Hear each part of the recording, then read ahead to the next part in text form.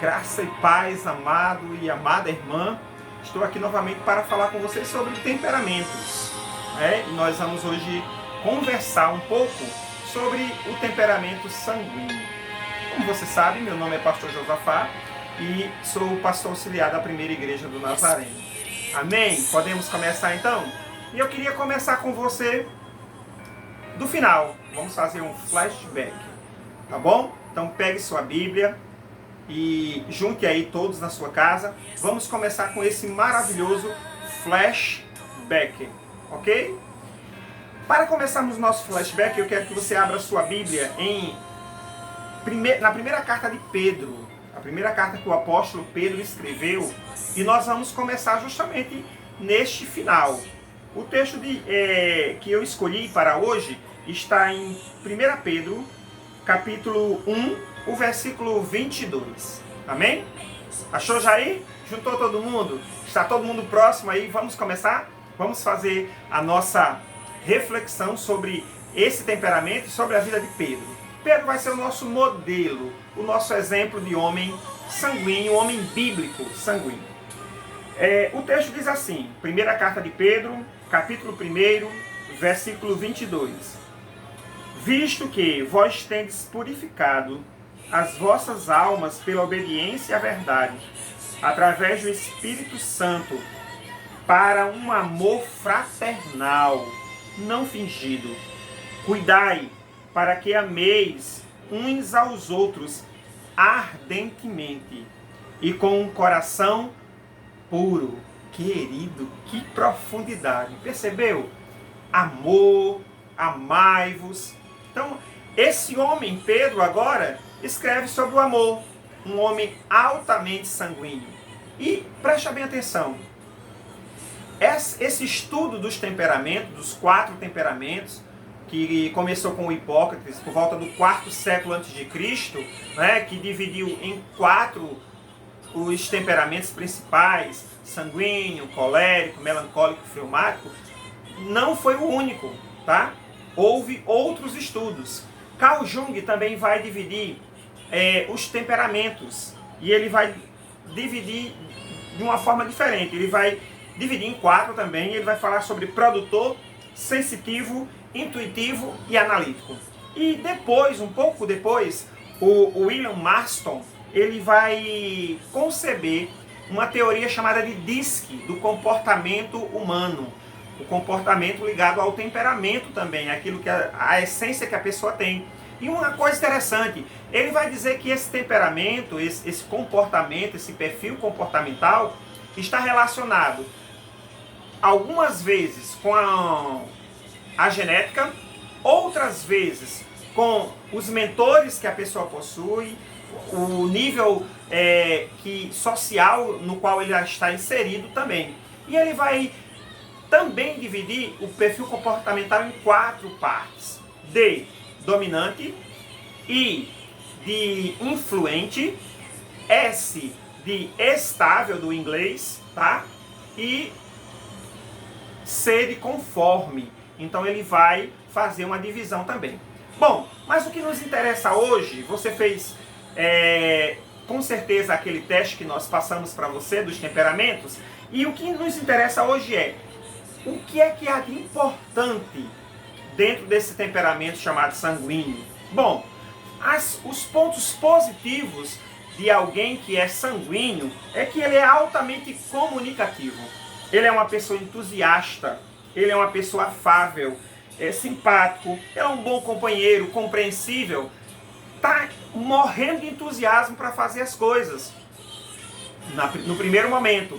Mas depois desse momento inicial, ele pode se mostrar volúvel, pode se mostrar indisciplinado, pode se mostrar inseguro, egocêntrico, exagerado, barulhento. Aí me faz lembrar, sabe de quê, querido? Daquela ocasião onde Pedro intuitivamente tira a sua espada da bainha e corta a orelha do servo do sumo sacerdote. Altamente inesperado. Esse é o sanguíneo. Mas agora, eu quero que você se concentre neste homem chamado Pedro. Como e de que circunstância ele usou. Claro, não existia essas teorias do perfil comportamental, porque dentro da teoria dos perfis comportamentais, existe uma circunstância chamada de adaptação, onde as pessoas se adaptam e se moldam a situações e a contextos diferenciados, mesmo que aquele não seja o seu perfil. Como é que esse homem conseguiu? O que foi que houve neste homem? Bom, com certeza, Pedro foi profundamente impactado pela ação do Espírito Santo em sua vida. E disso nós não temos dúvidas. Atos capítulo 1, versículo 8. Pedro recebeu do alto, de Deus, através do Senhor Jesus Cristo, uma porção especial do Espírito Santo. Querido, uma coisa importante que nesse estudo sobre o temperamento e o comportamento humano, Deus pode usar o melhor do meu temperamento e o melhor do seu temperamento. Agora, nós não podemos cair na ideia de que somos desse jeito e não há nada que possa ser feito para que algo seja melhorado. O Espírito Santo, ele pode tocar as nossas vidas, como tocou a vida de Pedro, de maneira profunda e especial, e transformar sua postura. Vamos analisar alguns aspectos de Pedro que se encaixam perfeitamente nesse perfil de sanguíneo. Além do episódio lá no Getsemane, da prisão de Jesus Cristo, onde ele corta a orelha do oficial, do servo do sumo sacerdote, ainda há outras passagens que demonstram isso. Por exemplo, em Mateus 17,4, ele tem demonstrações públicas. Ele não se incomoda de publicamente demonstrar os seus sentimentos pelo mestre. Então, o sanguíneo é alguém altamente aberto nesse sentido. Ele é muito disposto a apresentar os seus sentimentos, a demonstrações públicas daquilo que ele realmente é.